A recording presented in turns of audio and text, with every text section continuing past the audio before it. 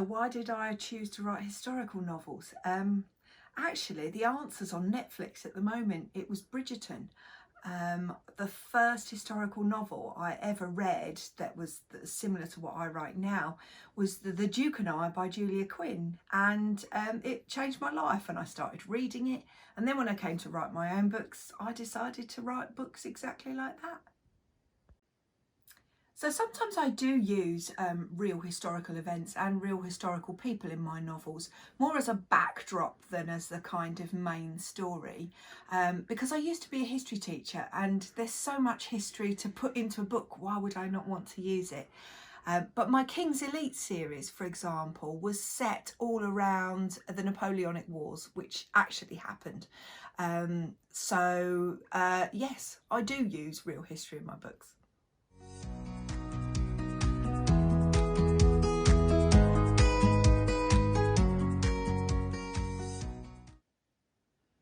When did I realise I wanted to be an author? Probably at the age of 9, on a very rainy day when I had nothing to do, and I found an old copy of A Christmas Carol by Charles Dickens, and I lay on my bed and I read it from cover to cover, and I loved it so much. And from then my sort of love of books started, and the seed in my head was always there that I actually wanted to write my own one day. So yeah, I blame Charles Dickens.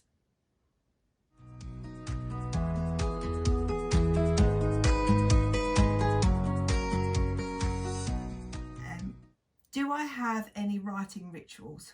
Yes, I do. I'm a bit of a neat freak. I need the house to be completely tidy for me to be able to write in it. So my office is kind of like my private space, and nobody in the house is allowed to go in here. Also, it says here, when during the day am I most inspired? I'm an early bird. I write best in the morning, from about 8 o'clock in the morning to around 2 in the afternoon. After that, it's all gone. I'm useless. And what is my dream? I suppose my writing dream would be to have one of my series turned into a Netflix series like Bridgerton. I think my Wild Vorineriai would make an excellent Netflix series, and I'd love to see that come to life on the screen. When a book is finished, do I read it again? I have to.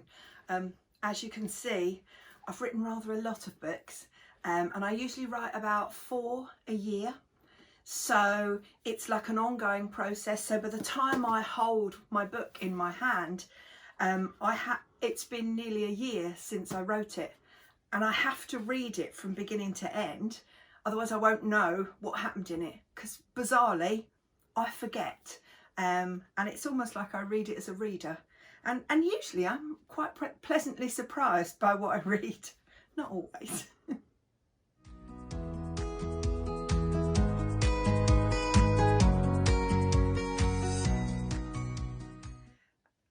I get my inspiration for my stories from the weirdest places. There's never one way that I kind of come up with an idea.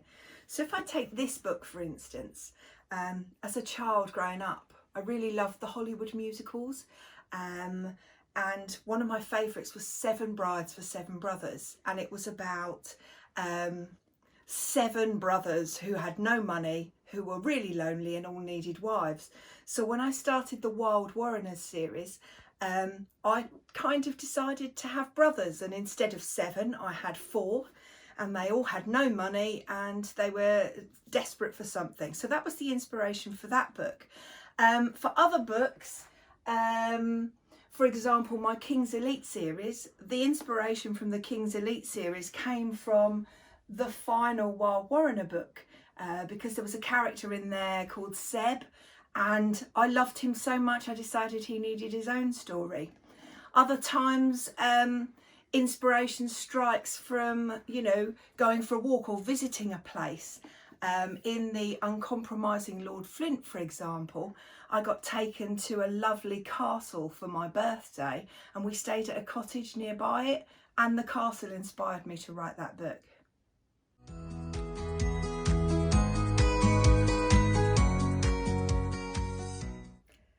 Well, if you've never read me before, the best book I think that you should probably start with is probably this one, The Discerning Gentleman's Guide. It was, it's a rom-com, but it's also the first book that I was nominated for the Romantic Novel of the Year for, so it holds a special place in my heart. And also it's a standalone single story, and it's not a series, so it's a nice thing to try if you want to see what my writing style's like.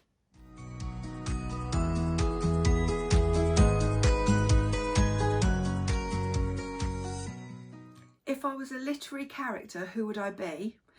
From somebody else's books, I think I would be Roald Dahl's Willy Wonka character from Charlie and the Chocolate Factory, because Willy Wonka has a crazy imagination and some crazy things go on in this weird head of mine. If it was from one of my books, then I would have to pick the heroine from this book, A Warrener to Rescue Her, because like me, Cassie is a writer, and she hears weird voices in her head and sees stories, and is a little bit odd, which I think I am.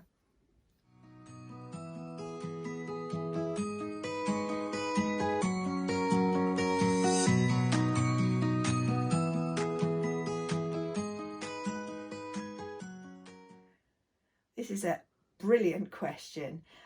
In the book, The Discerning Gentleman's Guide, each chapter begins with a rule from the book of what an ideal wife should be. How did these rules appear? Did you create them while writing the book, or is there a more interesting story behind them? Well, actually, there is. When I was writing, when I was writing this book, it was a Friday evening when the idea first came to me, and I had been drinking wine after a long week, so I was a little bit tipsy, and I was watching a history documentary that was all about etiquette manuals that they used to use in the 1800s.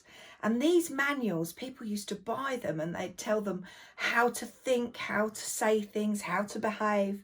And I just found that fascinating, you know, how you should talk to a priest, how you should curtsy to a duchess. And so I thought it'd be really funny if I had a hero write one called The Discerning Gentleman's Guide to Selecting the Perfect Bride. And because I'd had a bit of wine and the idea kind of was in my head, I got a piece of paper and I wrote all of the little chapter headings before the book started.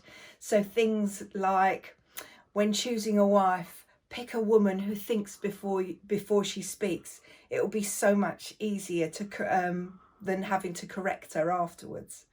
And then what I did was, when it came to writing the story, I actually wrote the chapter according to whatever the particular heading was. So whatever he recommended, the Duke recommended, I would have my heroine do the exact opposite, just to make his life a misery.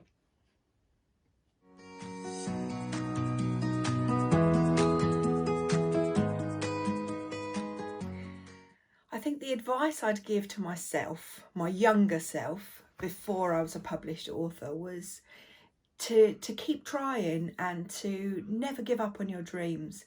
When I was younger and I told my parents that I wanted to be a writer, they laughed at me because I didn't come from a fancy background. I come from a very working class background, and girls like me, as far as my family were concerned, didn't write books.